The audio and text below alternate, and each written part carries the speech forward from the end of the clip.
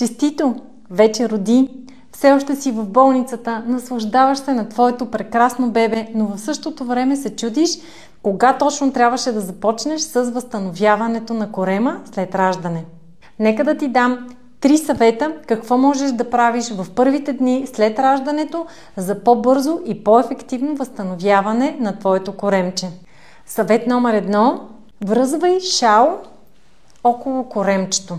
Нека този шал да бъде една идея по-широк, за да обхваща по-голяма част от корема и да не е стегнат. По-добре като за начало в първите дни избягвайте прекалено стегнатите колани.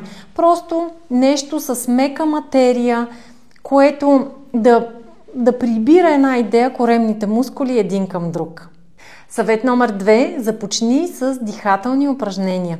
Напиши долу в коментарите благодаря и ще ти изпратя видео, в което подробно обяснявам как да правиш дихателни упражнения с сламка за събуждане на коремните мускули след раждане. Съвет номер 3. Започни с упражнения за възстановяване на мускулите на тазовото дъно.